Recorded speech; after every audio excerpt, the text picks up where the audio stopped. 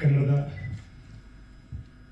ಆದಿಕವಿ ಪಾಪರಲ್ಲಿ ಗೌರವ ಸೂಚಿಸುವಂಥ ಒಂದು ಸಿನಿಮಾ ಇದಾಗಿದೆ ಅನ್ನೋದು, ನನಗೆ ಆ ಸಿನಿಮಾದಲ್ಲಿ ಆ ಪಾತ್ರ ಮಾಡೋದಕ್ಕೆ ಅವಕಾಶ ಸಿಕ್ಕಿದೆ ಅನ್ನೋದು ತುಂಬ ಹೆಮ್ಮೆಯ ವಿಷಯ. ಅದನ್ನು ಪ್ರಾಮಾಣಿಕವಾಗಿ ಮಾಡಿದೀವ ಇಲ್ಲ ಅನ್ನೋದು ಎಲ್ಲರಿಗೂ ಗೊತ್ತಾಗುತ್ತೆ. ಅದನ್ನು ತುಂಬ ಪ್ರಾಮಾಣಿಕವಾಗಿ ಮಾಡಿರ್ತಾರೆ ಅನ್ನೋ ಗ್ಯಾರಂಟಿ ನಾನು ಕೊಡೋದು, ಯಾಕಂದರೆ ಬರ್ಗೂರ್ ಸರ್ ಮಾಡಿದ್ರು. ಬರ್ಗೂರ್ ಸರ್ ಸಿನಿಮಾ ಅಂದರೆ ಬರೀ ಮನೋರಂಜನೆ ಮಾಧ್ಯಮ, ಅದು ಪ್ರೇಕ್ಷಕರೊಂದಿಗಿನ ಸಂವಾದ, ಸಾಹಿತ್ಯಿಕವಾಗಿ ಎಲ್ಲ ರೀತಿಯಲ್ಲೂ ಪ್ರೇಕ್ಷಕರೊಂದಿಗಿನ ಒಂದು ಸಂವಾದ, ಅವರ ಮನಸ್ಸಿನಲ್ಲಿ ಒಂದು ಚಿಂತನೆಯನ್ನು ಹುಟ್ಟಾಕುವಂಥ ಒಂದು ಸಾಧನ ಅಂತ ನಾನು ಅಂದ್ಕೊಳ್ತೀನಿ. ಈ ಸಿನಿಮಾ ಬಗ್ಗೆ ಹೆಚ್ಚು ಇವಾಗಲೇ ಮಾತಾಡೋದು ಗೊತ್ತಿಲ್ಲ, ನನಗೆ ಮಾತಾಡೋದು ಸರ್ ಮಾತಾಡಲಿಲ್ಲ, ಹಾಗೆ ನಾನು ಮಾತಾಡ್ತಿಲ್ಲ. ಮುಖ್ಯವಾಗಿ ಇದು ಆಡಿಯೋ ರಿಲೀಸ್, ಈ ಸಿನಿಮಾದ ಆಡಿಯೋ ರಿಲೀಸ್. ಈ ಸಿನಿಮಾದ ಸಂಗೀತ ನಾನು ಕೇಳಿದ್ರೆ ನನಗೆ ಬೆಂಗಳೂರಲ್ಲಿ ಹಾಡನ್ನ ಎಲ್ಲೆಂದು ಹೋಗಲೇ ಹೆಚ್ಚು ಮಾಡೋದ್ರಿಂದ ಕಮರ್ಷಿಯಲ್ ಸಿನಿಮಾದಲ್ಲಿ ಹಾಡುಗಳು ಕಡಿಮೆ ಸಿಗ್ತಲ್ಲ, ಸೊ ಹಾಡುಗಳನ್ನ ರಚನೆ ಮಾಡೋದು ಸ್ವಲ್ಪ ಕಷ್ಟ ಕೆಲಸ. ಅದನ್ನು ಪರವಾಗಿಲ್ಲ ಅಂತ ಮಾಡಿಸಿದ್ದೀವಿ ಅಂದರೆ ಥ್ಯಾಂಕ್ಸ್ ಟು ಸರ್. ಜೊತೆಗೆ ಮ್ಯೂಸಿಕ್ ಕೂಡ, ಸಂಗೀತ ಕೂಡ, ಪಂಪನ ಕಾವ್ಯಕ್ಕೆ ಸಂಗೀತ ಮಾಡೋದು ಒಂದು ದೊಡ್ಡ ಚಾಲೆಂಜ್ ಅಂತ ಅನಿಸುತ್ತೆ ನನಗೆ. ಶಮಿತಾ ಮಲ್ನಾಡ್ ಅವರ ಮ್ಯೂಸಿಕ್ ಪಂಪನ ಕಾವ್ಯಕ್ಕೆ ದಣಿಯಾಗಿದೆ ಅಂತ ನನಗನ್ಸುತ್ತೆ. ಪಂಪನ ಕಾವ್ಯದ ಆತ್ಮವನ್ನು ತುಂಬ ಚೆನ್ನಾಗಿ ಚರಣಗಳು ತಗೊಂಡು ತಲುಪಿಸಿದ್ದಾರೆ ಅಂತ ನನಗೆ ಅನಿಸುತ್ತೆ. ಅಷ್ಟೇ, ನೆಕ್ಸ್ಟ್ ಮಾತಾಡಿ ಸಿನಿಮಾ ಬಗ್ಗೆ ಏನು ಮಾತಾಡೋದಿಲ್ಲ, ಹಾಗಾಗಿ ಜೊತೆಗೆ ನಮಸ್ಕಾರ. ಬರ್ಗೂರ್ ರಾಮಚಂದ್ರಪ್ಪ ಅವರು ಯಾವತ್ತಿಗೂ ನನಗೆ ಅಪ್ಪಾಜಿ ಆಗಿರ್ತಾರೆ. ನನ್ನ ಸಂಗೀತದ ಪಯಣ ಅಂದರೆ ಒಬ್ಬ ಗಾಯಕಿಯಾಗಿ ಸುಮಾರು ವರ್ಷಗಳು ಬೇರೆ ಬೇರೆ ಅದ್ಭುತವಾದಂತಹ ಸಂಗೀತ ನಿರ್ದೇಶಕರ ಜೊತೆ ನಾನು ಕೆಲಸ ಮಾಡೋವಂಥ ಒಂದು ಅವಕಾಶವನ್ನು ದೇವರು ಕೊಟ್ಟರು. ಅದರ ಮುಖಾಂತರ ನಾನು ಹಾಡುಗಳನ್ನ ಹಾಡ್ಕೊಂಡು ಬರ್ತಾ ಇದ್ದೆ, ಬಹಳಷ್ಟು ಕಲಿತಾ ಇದ್ದೆ. ಆ ಸಂದರ್ಭದಲ್ಲೇ ಬರ್ಗೂರ್ ರಾಮಚಂದ್ರಪ್ಪ ಅವರು ನನ್ನ ಯಾವುದೋ ಬೇರೆ ಒಂದು ಆಲ್ಬಮ್ ಸಾಂಗ್ ಮಾಡಿದ್ದನ್ನು ಮತ್ತು ಒಂದು TV ರಿಯಾಲಿಟಿ ಶೋನಲ್ಲಿ ನಾನು ಸಂಗೀತ ಮಾಡಿದ್ದನ್ನು ನೋಡಿ ಮೆಚ್ಚುಗೆಯನ್ನು ವ್ಯಕ್ತಪಡಿಸಿ ಅವರ ಬೆಕ್ಕು ಸಿನಿಮಾಗೆ ಮೊದಲ ಬಾರಿಗೆ ನನಗೆ ಸಂಗೀತ ಮಾಡುವಂಥ ಅವಕಾಶವನ್ನು ಕಲ್ಪಿಸ್ಕೊಟ್ರು. ಅದು 2015ನಲ್ಲಿ. ಆ ಒಂದು ಮೊದಲನೇ ಸಿನಿಮಾದಲ್ಲಿ ಮೊದಲನೇ ಒಂದು ಹಾಡಿಗೆ ನಾನೇ ಹಾಡಿದ್ದೆ. ತಳಮಳದ ಮಳೆಯಲ್ಲಿ ಸಾಹಿತ್ಯಕ್ಕೆ ನನಗೆ ಸ್ಟೇಟ್ ಅವಾರ್ಡ್ ಬಂತು. ಆ ಒಂದು ಜರ್ನಿ ಇವಾಗ 8ನೇ ಸಿನಿಮಾ ಅವರ ಒಂದು ನಿರ್ದೇಶನದಲ್ಲಿ ಮಾಡ್ತಾ ಇರುವಂಥದ್ದು ನಾನು ಸಂಗೀತ ನಿರ್ದೇಶನವನ್ನು. ಮೊದಲಿಗೆ ತುಂಬ ಖುಷಿ ಆಗೋದು ಅವ್ರ ಜೊತೆ ಕೆಲಸ ಮಾಡೋದಕ್ಕೆ. ತುಂಬ ಸ್ವಾತಂತ್ರ್ಯವನ್ನು ಕೊಡ್ತಾರೆ, ಹೀಗೆ ಇರಬೇಕು ಹಾಗೆ ಇರಬೇಕು ಅನ್ನೋವಂಥ ಒಂದು ಏನಿದೆ ಲಿಮಿಟೇಷನ್ಸು, ಅದರಲ್ಲಿ ಕೆಲವೊಂದು ಮಾತ್ರ ಅವ್ರು ಮುಂಚೆನೇ ಹೇಳ್ತಾರೆ, ಈ ಥರ ಇರಬೇಕು, ಹೀಗಿದ್ರೆ ಆ ಒಂದು ಸಿನಿಮಾದ ಕಥೆಗೆ ಓಟಕ್ಕೆ ಯಾವುದೇ ರೀತಿಯಲ್ಲಿ ಧಕ್ಕೆ ಬಾರದಂತೆ ಕಂಪೋಸಿಷನ್ ಇರಲಿ, ಮತ್ತು ಯಾವ ಸಂದರ್ಭ, ಇಡೀ ಸಿನಿಮಾವನ್ನು ಸಂಪೂರ್ಣವಾಗಿ ಈ ಥರ ಇರುತ್ತೆ ಸಿನಿಮಾ ಅನ್ನೋದನ್ನ ಕಥೆಯನ್ನು ಹೇಳಿ ನಮಗೆ ಒಂದಷ್ಟು 2-3 ಕಂಪೋಸ್ ಮಾಡಿ ನಾನು ಅವ್ರಿಗೆ ಕೇಳಿಸಿದಾಗ ಅವ್ರು ಅದನ್ನು ಸೆಲೆಕ್ಟ್ ಮಾಡ್ತಾರೆ. ಸಾಮಾನ್ಯವಾಗಿ ಅವರು ಸಾಹಿತ್ಯವನ್ನು ಬರೆದು ಸಂಗೀತವನ್ನು ಮಾಡೋದಕ್ಕೆ ಹೆಚ್ಚು ನನಗೆ ಕೊಟ್ಟಿರೋದರು. ಈ ಒಂದು ಜರ್ನಿನಲ್ಲಿ ತುಂಬಾ ಕಲ್ತಿದ್ದೀನಿ ಅವರ ಜೊತೆಯಲ್ಲಿ. ಈ ಒಂದು ಸಿನಿಮಾದಲ್ಲಿ ಮಹಾಕವಿಯಲ್ಲಿ ನಾನು ಕಂಡುಕೊಂಡಂತೆ 9ನೇ ಶತಮಾನದಲ್ಲಿ ಯಾವ್ಯಾವ್ದು ಇನ್ಸ್ಟ್ರೂಮೆಂಟ್ಸ್ ಎಲ್ಲ ಇರಲಿಲ್ಲ, ಅದನ್ನೆಲ್ಲ ಉಪಯೋಗಿಸ್ಬೇಡಿ ಅಂತ ಫಸ್ಟೇ ಹೇಳಿದ್ರು. ಯಾವುದನ್ನು ಉಪಯೋಗಿಸಬಹುದು ನೋಡಿ, ಮತ್ತು ತುಂಬ ಸಿಂಪಲ್ ಆಗಿರಬೇಕು. ಆ ಒಂದು ಕಾಲಘಟ್ಟದಲ್ಲಿ ಯಾವ ರೀತಿಯಾದಂಥ ಒಂದು ಹಾಡನ್ನು ನಾವು ಎಕ್ಸ್ಪೆಕ್ಟ್ ಮಾಡ್ಬೋದು ಆ ರೀತಿಯಲ್ಲೇ ಇರಬೇಕು ಅನ್ನೋವಂಥದ್ದು ಅವರಿಗೆ ಧಕ್ಕೆ ಬಾರ್ದಂಗೆ ಮಾಡಿದ್ದೀನಿ ಅಂತ ಅಂದ್ಕೊಳ್ತೀನಿ. ಎಲ್ರಿಗೂ ನಮಸ್ಕಾರ. ಸ್ವಲ್ಪ ವಾಯ್ಸ್ ಕೆಟ್ಟಿದೆ, ಪಟಾಚೆ ಕೇಳಿಸ್ಕೊತೀನಿ.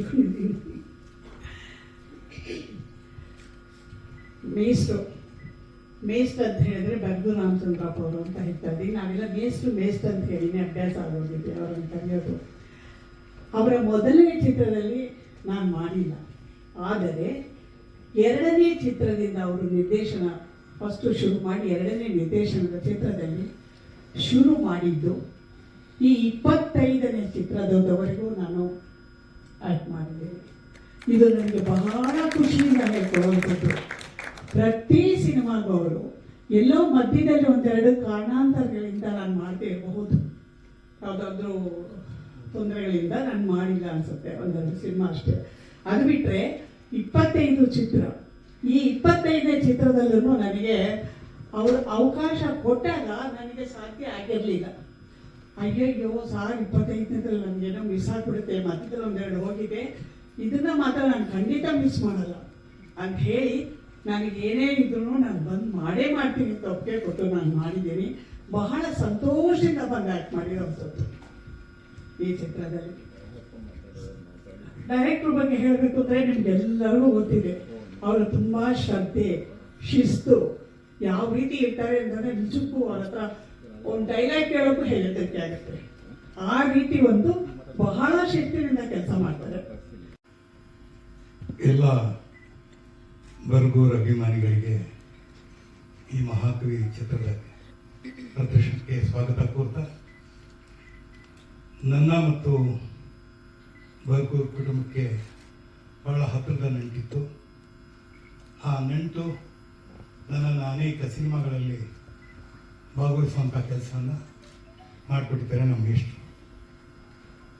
ಬಹುಶಃ ನನಗನ್ಸತ್ತೆ ಭಾರತದ ಚಿತ್ರರಂಗದಲ್ಲೇ ಯಾವುದೇ ಒಬ್ಬ ವ್ಯಕ್ತಿ ಅಂದರೆ ಬಹುಮುಖ ಪ್ರತಿಭೆ ಅಂತ ನಾನು ಕರಿತೀನಿ. ಅವರು ವೃತ್ತಿನಲ್ಲಿ ಅಧ್ಯಾಪಕರು, ಪ್ರೊಫೆಸರು, ನಾಡೋಜ ಆಗಿದ್ದಾರೆ. ಆದರೆ ಎಲ್ಲ ಕ್ಷೇತ್ರದಲ್ಲೂ ಅವರು ಭಾಷಣ ಮಾಡಿದ್ರೆ ಕೇಳುವಂತೆ ಇರುತ್ತೆ, ಅವರು ಪುಸ್ತಕ ಬರೆದ್ರೆ ಓದುವಂತೆ ಇರುತ್ತೆ, ಆ ಸಿನಿಮಾಗಳು ನೋಡಿದಾಗ ನೋಡುವಂತೆ ಇರುತ್ತೆ, ಕೇಳುವಂತನೂ ಇರುತ್ತೆ. ಬಹುಶಃ ನನಗನ್ಸತ್ತೆ ಭಾರತ ದೇಶದಲ್ಲಿ ಯಾವುದೇ ಒಬ್ಬ ಟೀಚರು ಒಂದು 25 ಸಿನಿಮಾ ಮಾಡಿರೋದು ಇಲ್ಲ ಅಂತ ನಾನು ಅನ್ಕೊಂಡಿದ್ದೀನಿ. ಯಾರು ಮಾಡಿಲ್ಲ, ಬಹುಶಃ ನಿಮ್ಗೆ ಒಬ್ಬರೇ ಮಿಷ್ಟಕ್ಕಷ್ಟು. ಎರಡನೇದು, ಅವ್ರು ಏನೇ ಕೆಲಸ ಮಾಡಲಿ ಅದನ್ನ ಹೃದಯಕ್ಕೆ ಹತ್ತಿರ ಇಟ್ಕೊಂಡು ಮಾಡ್ತಾರೆ. ಅದೇನೋ ಮಾಡಬೇಕು, ಸಿನಿಮಾ ಮಾಡಬೇಕು ಅನ್ನೋ ಒಂದು ಕಾಟಾಚಾರಗಳು ಸಿನಿಮಾ ಮಾಡೋದಿಲ್ಲ. ಬಹಳ ಅಧ್ಯಯನ ಮಾಡಿ ಪ್ರತಿಯೊಂದು ಸಿನಿಮಾದ ಮೂಲಕ ಒಂದು ಸಂದೇಶವನ್ನು ಕೊಡೋದ್ರ ಮೂಲಕ ಸಿನಿಮಾವನ್ನು ಮಾಡ್ತಾರೆ. ಹಾಗಾಗಿ ಅವರ ಅನೇಕ ಸಿನಿಮಾಗಳಲ್ಲಿ 25 ಸಿನಿಮಾಗಳಲ್ಲಿ ನಾನು ಮತ್ತೆ ಪ್ರೇಮಳಾ ಒಂದು 15 ಸಿನಿಮಾ ಮಾಡಿದ್ದೀನಿ. ನಾನಂತೂ 15 ಸಿನಿಮಾ ಮಾಡಿದ್ದೀನಿ. ಇವತ್ತಿನ ಕಾಲಘಟ್ಟದಲ್ಲಿ ಇಂಥ ಮಹಾಕವಿಯನ್ನು ಸಿನಿಮಾ ಮಾಡೋದು ಬಹಳ ಕಷ್ಟ. ಯಾಕೆಂದ್ರೆ ಒಂದು ನಮಗೆ ಆ ಥರದ ಒಂದು ಪ್ರದೇಶಗಳೇ ಸಿಗೋದಿಲ್ಲ. ಮೊನ್ನೆ ಯಾವುದೋ ಒಂದು ವಿಚಾರಕ್ಕೆ ನಾವು ಕೇಳ್ತಾ ಇದ್ವಿ, ಸರ್ಕಾರದಲ್ಲಿ ನಮ್ಮ ವಾಣಿಜ್ಯ ಮಂಡಳಿಗೆ ಒಂದು 5 ಎಕರೆ ಜಾಗ ಬೇಕು ಬೆಂಗಳೂರಲ್ಲಿ ಕೇಳಿದಾಗ, ಬೆಂಗಳೂರಲ್ಲ ಸುತ್ತಮುತ್ತ ಇಡೀ ನಮ್ಮ ಗ್ರಾಮಾಂತರ ಆಗ್ಬೋದು ಅಥವಾ ಬೆಂಗಳೂರು ನಗರ ಆಗ್ಬೋದು 1 ಎಕರೆನೂ ಸಿಗೋದಿಲ್ಲ ಅಂತ ಹೇಳೋದು.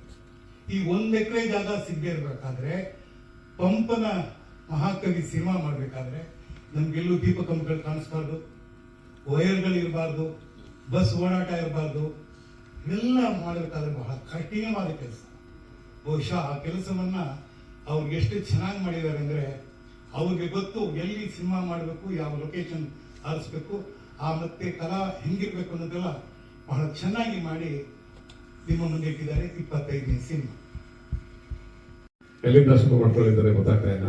ಸುಂದರರಾಜ್ ಅವರು ಎಲ್ಲಾನು ಹೇಳಿದ್ರು. ನಾನು ಬರ್ಗೂರ್ ಸರ್ ಜೊತೆ ಒಟ್ಟು 6 ಸಿನಿಮಾ ಮಾಡಿದ್ದೀನಿ. 5 ಸಿನಿಮಾ ನಾಯಕ ನಟನಾಗಿ ಕೆಲಸ ಮಾಡಿದ್ದೀನಿ. ಈ ಸಿನಿಮಾ ಮಹಾಕವಿ ಬಂದು 2025ನೇ ಚಿತ್ರ.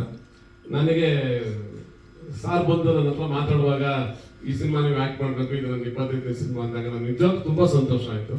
ಆಕ್ಚುಲಿ ನಂದು ಒಂದು ಗೆಸ್ಟ್ ಅಪಿಯರೆನ್ಸ್. ನಾನು ಪ್ರತಿ ಸರಿ ಸಾರ್ ಜೊತೆ ಕೆಲಸ ಮಾಡುವಾಗ ನನ್ನ ಕತೆ ಕೇಳಲ್ಲ. ಅವ್ರಿಗೆ ಆ ಪಾತ್ರ ನಾನೇ ಮಾಡ್ಬೇಕು ಅಂತ ಮನ್ಸಲ್ಲಿದ್ದಾಗ ಅವ್ರು ಹೇಳೋದು, ಕುಮಾರ್ ನೀವು ಈ ಪಾತ್ರ ಮಾಡಿ ಅಂತ. ಹಾಗಾಗಿ ನಾನು ಈ ಸಿನಿಮಾ ಏನೋ ಒಂದು ಸಾರಿಗೆ ನನ್ನ ಬಗ್ಗೆ ಕಾನ್ಫಿಡೆಂಟ್ ಇದೆ, ನನಗೆ ಸಾರ್ ಬಗ್ಗೆ ಕಾನ್ಫಿಡೆಂಟ್ ಇದೆ. ನಾನು ರಾಜ ಅರಿಕೇಶ್ ನಾನು ಮಾಡಿದೆ. ಒಳ್ಳೆ ಅನುಭವ.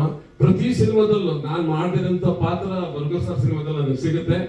ಆ ಪಾತ್ರ ಏನಾದ್ರು ತುಂಬಾ ಚೆನ್ನಾಗಿ ಬಂದಿದ್ರೆ ಅದು ಆಕ್ಟ್ ಮಾಡಿಸಿರೋದು ಸಾರ್ ನನ್ನ ಕೈಲಿಲ್ಲ ಕೆಲಸ ತೆಗ್ಸಿರೋದು ಅಂತ ಹೇಳಕ್ ನಾನು ಇಷ್ಟಪಡ್ತೀನಿ. It's a wonderful experience. Actually ನಾನು ಇನ್ನೂ ಸಿನಿಮಾ ನೋಡಿಲ್ಲ. ಸಿನಿಮಾ ನೋಡಿದ್ರೆ ಬಹುಶಃ ಸಿನಿಮಾದ ಬಗ್ಗೆ ಜಾಸ್ತಿ ಸ್ವಲ್ಪ ಹೇಳ್ಬೋದಾಗಿತ್ತು. ಇನ್ನು ಪಪ್ಪನ್ ಪಾತ್ರ ಮಾಡಿರುವಂತ ನಮ್ಮ ಕಿಶೋರ್ ಅವ್ರ ಬಗ್ಗೆ ನಿಜವಾಗ್ಲೂ ಖುಷಿ ಆಗುತ್ತೆ. ಒಂದೊಂದ್ಸರಿ ನಾನು ಅನ್ಕೊಳ್ತೀನಿ ನಾನೇ ಸಿಂಪ್ಲಿಸಿಟಿ ಇದ್ದೀನಿ ಅಂತ. ಅವರು ನಿಜವಾಗ್ಲೂ ಅವ್ರನ್ನ ನೋಡಿದಾಗ ಗೊತ್ತಾಯ್ತು ಇನ್ನೂ ನಮ್ಮ ಸ್ವಲ್ಪ ಏನೋ ಒಂಚೂರು ಅಹಂಕಾರ ಎಲ್ಲ ಇದೆ ಅಂತ. Very good actor. ತುಂಬಾ ಕಲ್ತಿದ್ದೀನಿ ನಾನು ಕಿಶೋರ್ ಅವ್ರ ಜೊತೆ. ಇನ್ನ ಮ್ಯೂಸಿಕ್ ಬಂದ್ರೆ ಶಮಿತಾ ಮಲ್ನಾಡು ಅವರು ನಿಜವಾಗ್ಲೂ ಒಳ್ಳೆ ಮ್ಯೂಸಿಕ್ ಕೊಟ್ಟಿದ್ದಾರೆ. ಆಕ್ಚುಲಿ ನಾ ಬೇಕು ಅಂತ ಒಂದು ಸಿನಿಮಾ ನಾನು ನಿರ್ಮಾಣ ಮಾಡಿದ್ದೆ, ಸಾರೇ ಅದಕ್ಕೆ ಡೈರೆಕ್ಷನ್ ಮಾಡಿದ್ರು. ಅದಕ್ಕೆ ಅವ್ರಿಗೆ ರಾಜ ಪ್ರಶಸ್ತಿನೂ ಬಂದಿತ್ತು. ಅದಾದ್ಮೇಲೆ ನಾಗರಾಜ್ ಆದ್ವಾನಿ ಅವರು ನಿಜವಾಗ್ಲೂ ಪೇಂಟಿಂಗ್ ತರ ದೃಶ್ಯ ಕಾರ್ಯನ ಇದು ಮಾಡಿದ್ದಾರೆ. ನಿಜವಾಗ್ಲೂ ಖುಷಿ ಆಗುತ್ತೆ. ಒಂದೇನಂದ್ರೆ ಈ ತರ ಸಿನಿಮಾ ನಮ್ಮ ಕನ್ನಡ ಜನ ನೋಡ್ಬೇಕು, ಪ್ರೋತ್ಸಾಹಿಸಬೇಕು ಅನ್ನೋದೇ ನನ್ನ ಖುಷಿ. ಯಾಕಂದ್ರೆ ನಾವೇ ಸಿನಿಮಾ ಮಾಡಿ ನಾವೇ ಅದನ್ನ ಖುಷಿ ಪಡೋದ್ರಲ್ಲಿ ಮಜಾ ಇರಲ್ಲ. ಒಬ್ಬ ನಿರ್ಮಾಪಕನಾಗಿ ನನಗೆ ಅದೊಂದು ಆಸೆ ಇದೆ, ಹೆಚ್ಚು ಜನಕ್ಕೆ ಇದು ತಲುಪಬೇಕು ಅಂತ. ಆದಿಶಂಕರಾಚಾರ್ಯ ನೆನೆಸ್ಕೊಂತ ಎಲ್ಲ ಹಿರಿಯರು ನಮಸ್ಕಾರ. ಸರ್ ಬಂದಿದ ತಕ್ಷಣ ಮುಖ್ಯ ಅತಿಥಿಗಳು ಅಂತ ಹೇಳ್ತಾ ಇದ್ದೀರಾ. ಖಂಡಿತವಲ್ಲೂ ನಾವು ಮುಖ್ಯ ಅತಿಥಿಯಾಗಿ ಬಂದಿಲ್ಲ ಸರ್, ತಮ್ಮ ಅಭಿಮಾನಿಯಾಗಿ ಬಂದಿದ್ದೀನಿ. ತಮ್ಮ ಮೆಸೇಜ್ ಮಾಡಿದ ತಕ್ಷಣ ನನ್ನ ಮೆಸೇಜೇ ನನಗೆ ಒಂದು ದೊಡ್ಡ ಒಂದು ಪ್ರಶಸ್ತಿ ಥರ ಅನ್ನಿಸ್ತು. ತಮ್ಮಿಂದ ನನಗೆ ಮೆಸೇಜ್ ಬಂದಿದ್ದು. ಸೊ ಖಂಡಿತವೂ ಬಹಳ ಖುಷಿ ಆಯಿತು.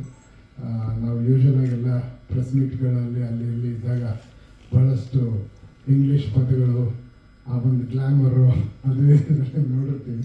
ಬಟ್ ಇವತ್ತೊಂಥರ ಆತ್ಮಶುದ್ಧಿ ಆದಂಗೆ ಅನ್ನಿಸ್ತು ಸರ್.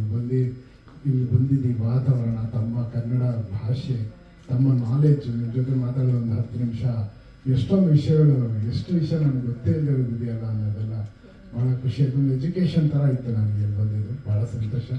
ಆ್ಯಂಡ್ ಕಿಶೋರ್ ಸರ್ ಅವರ ದೊಡ್ಡ ಅಭಿಮಾನಿ ನಾನು. ಅವ್ರು ಮಾತ್ರ ಇಂಥ ಪಾತ್ರಗಳು ಅಷ್ಟು ಚೊಕ್ಕವಾಗಿ ಮಾಡೋಕ್ಕಾಗೋದು, ಭಾಳ ಖುಷಿ ಇದೆ. ಆ್ಯಂಡ್ ಶಮಿತಾ ಮಲ್ನಾಡ್ ಅವರು, ಶಿ ಇಸ್ ಮೈ ಸಿಸ್ಟರ್. ಅವರು ಅದ್ಭುತವಾಗಿ ಸಂಗೀತ ಮಾಡ್ತಾರೆ. ಈ ಥರದ್ದು ಭಾಳ ಒಳ್ಳೊಳ್ಳೆ ಕೆಲಸಗಳು ಅವ್ರ ಕಡೆಯಿಂದ ಆಗಿದೆ. ಆ್ಯಂಡ್ ಒಂದು ಫೀಮೇಲ್ ಮ್ಯೂಸಿಕ್ ಡೈರೆಕ್ಟರ್ ಆಗಿ ಭಾಳ ಸಕ್ಸಸ್ಫುಲ್ ಜಾಗದಲ್ಲಿ ನಿಂತಿದ್ದೀರಾ, ಭಾಳ ಖುಷಿ ಆಗ್ತದೆ. ಆಲ್ ದ ಬೆಸ್ಟ್ ಇಡೀ ತಂಡಕ್ಕೆ.